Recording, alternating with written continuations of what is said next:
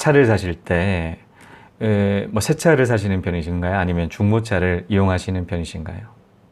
저도 그 입사를 하고 난 다음에는 바로 새 차를 샀었는데요. 새 차를 사고 난 다음에 굉장히 큰 만족감이 느껴지죠. 신형인 그런 차기도 하기도 하고, 새 차에 해당되는 그 차는 컨디션도 너무나 좋고, 깔끔하다는 그 느낌들이 있기 때문에 그 새 차에 해당되는 그 냄새라든가 샀을 때의 그 만족감이 큰 것 같습니다. 반대로 새 차를 사는 것만큼 많은 비용이 들어가기 때문에 이 감가가 떨어진다는 측면에 있어서 이 새 차는 감가가 많이 크게 하락하는 그 경향이 있지 않겠습니까? 외제차 같은 경우는 3년이 지나게 되면 반값으로 떨어진다라는 그 50%에 해당되는 감가가 있는 것만큼 새 차는 퍼센테이지가 큽니다. 자, 그런 부분들에 있어서는 또 다른 그런 느낌들을 주는 것 같아요. 안 좋은 그런 느낌이죠. 반감되는. 새 차를 샀을 때의 그 만족감과 새 차에 따른 감가에 따른 그런 뭐 실망감 이런 부분들을 느낄 수가 있죠. 저는 그렇게 새 차를 사고 난 다음에 이제 그 차를 팔고 해외 주재원에 오게 되었습니다. 해외 주재원에 왔을 때 중고차를 산 적이 있는데요. 굉장히 큰 만족감을 느낄 수가 있더라고요. 사실 저는 새 차만 그렇게 컨디션이 좋고 일반적으로 중고차의 안 좋은 시각들을 가지고 있었어요. 자, 중고차에 대한 안 좋은 시각은 뭐냐면 문제가 많을 것 같다. 이런 또 하자가 있거나 중대 결함이 있는 침수차라든가 반파된 그런 차들, 그런 차를 전손 차량이라고 하는데요. 그런 차를 잘못 뽑았을 때는 이 차를 유지하는 그 비용들도 굉장히 많지도 않을 뿐더러 해당되는 그 안정성까지 확보를 할 수가 없다는 측면에서 중고차를 꺼려졌던 게 사실이었는데요. 사실 2017년에 한번 중고차를 사고 난 다음에는 이 생각이 싹 바뀌었습니다. 굉장히 좋더라고요. 웬만한 이런 그 차량의 중대 결함 유무 부분들은 사실 이 사고 유무 부분과 거의 일치하는 경향이 있죠.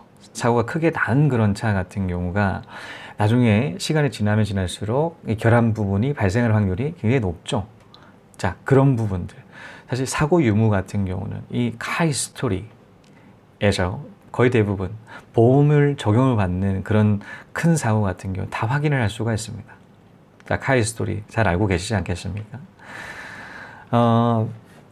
이런 중고차, 특히나 2017년에 중고차를 샀었는데 사실 그때까지 사실 많은 2016년에 700권이나 책을 읽었어요. 14, 15, 16 해외 조재원에 있는 그 기간 동안 3년간 1000권의 책을 읽었는데요. 그 책들 중 굉장히 좋은 책이 굉장히 영향을 많이 받았던 책 중에 하나는 이웃집 백만장자라는 책이 있거든요. 미국 백만장자를 분석한 그 책인데요. 자, 그 책에는 중고차 관련된 책이 있어요. 사실 이웃집 백만장자 한 10번 이상을 읽은 것 같습니다. 자, 그 책에 이런 내용을 담고 있어요. 중고차 관련 내용인데요. 한번 보시겠습니까? 그는 나에게 새 모델을 팔고 싶어 했지요. 하지만 그 모델은 그곳에 있던 중고차보다 무려 2만 달러나 비쌌습니다. 그래서 저는 제 자신에게 간단한 질문을 던져보았지요. 새로운 자동차를 소유했다는 자존심의 대가로 2만 달러 지불한다? 자존심? 그뿐이잖아요. 자동차는 마찬가지인데 말이죠. 대답은 아니다 였습니다. 새로운 자동차 소유에 대한 자존심은 2만 달러의 가치가 없었습니다. 라고 얘기를 하고 있습니다. 이런 미국 백만장자에 해당되는 사람들은 많은 부류가 중고차를 이용한다라는 그런 사실들을 10번 정도 읽은 적이 있어요. 그러다 보니까 중고차에 대한 인식들이 훨씬 개선이 되고 미국 백만장자들은 이 새 차보다 중고차를 좀 즐겨 이용을 한다라는 사실을 알게 되고 중고차를 알아보면 알아볼수록 굉장히 큰 메리트가 있다는 사실을 알게 되었죠. 그래서 그 2017년에 샀던 그 차는 굉장히 지금까지 만족을 하고 있어요. 만족을 하고 있다라는 게 사실 지금 제가 이제는 해외 주재원에 근무를 하고 있기 때문에 어머니 차를 팔고 그 차를 이제 이용을 하고 있어요. K7 풀옵션인데요. 자, 그 차를 어머니께 이제는 전달을 드려서 굉장히 이제는 만족을 하면서 타고 계시고 있습니다. 자, 또 이웃집 백만장자, 이 중고차 두 번째 이야기를 이런 식으로 얘기를 하고 있어요. 여러 가지 두 챕터로.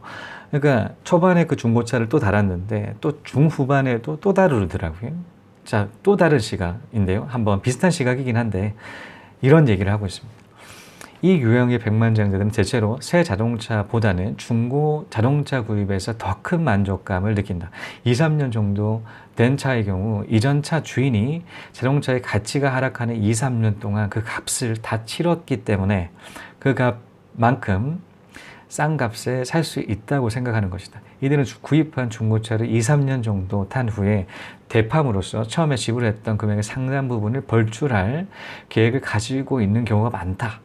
또한 이들 중에는 새 자동차를 사기 위해 적극적으로 쇼핑을 다니는 것은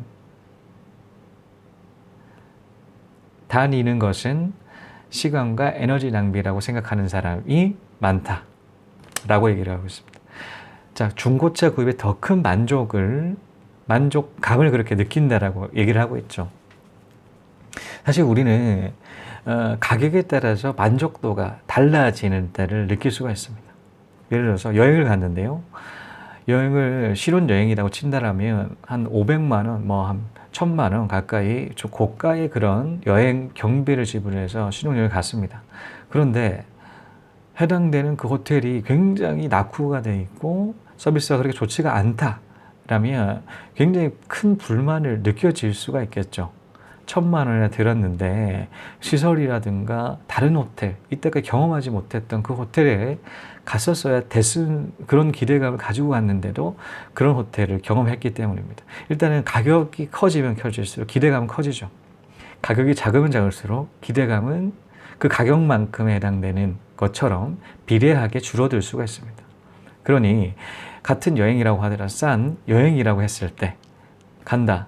어떠한 호텔이라고 하더라도 감내할 수가 있겠죠. 똑같은 사람이라고 똑같은 해외여행, 신혼여행을 갔던 그 사람이 싼 여행을 선택한다라고 하더라도 그 기대감이 작기 때문에 그런 큰 불만을 느끼지가 않는 것을 알 수가 있습니다. 이 가격 대비해서 우리의 그 만족도는 차이가 있습니다. 그래서 부자 중에는 이렇게 중고차를 구입해서 만족도를 높이는 사람이 있고요. 짝퉁 시계를 사서 그 만족감을 높이는 사람도 있어요. 시계 굉장히 비쌉니다. 한 1000만 원, 롤렉스 같은 건 1000만 원 이상이 되는 그런 고가에 해당되는 럭셔리 그 시계가 있는데요. 그 시계에 해당되는 그 가치만큼 해야지 만족도가 느껴지겠죠. 그것처럼 마찬가지로 가격이 싼 짝퉁 같은 경우는 이 디자인이 같아요. 디자인이 같은 것처럼 굉장히 그 만족도는 같이 높아진다. 해당되는 1000만 원짜리에 해당되는 그 디자인을 가지고 있고 같은 기능이라고 하면 그 만족도 굉장히 높지 않겠습니까? 1000만 원만큼에 해당되는 짝퉁 시계에 해당되는 비용이 작다 보니까 그 정도의 만족도를 느낄 수가 있다라는 것이죠. 사실 저 같은 경우는 앞서서 말씀드렸듯이 어머니께 그 차 K7을 드리고 이제 차를 사야 될 고려를 하고 있었습니다. 얼마 전이었는데요. 중고차를 검색을 하고 있었어요. 지금 딱 두 가지를 생각을 하고 있습니다.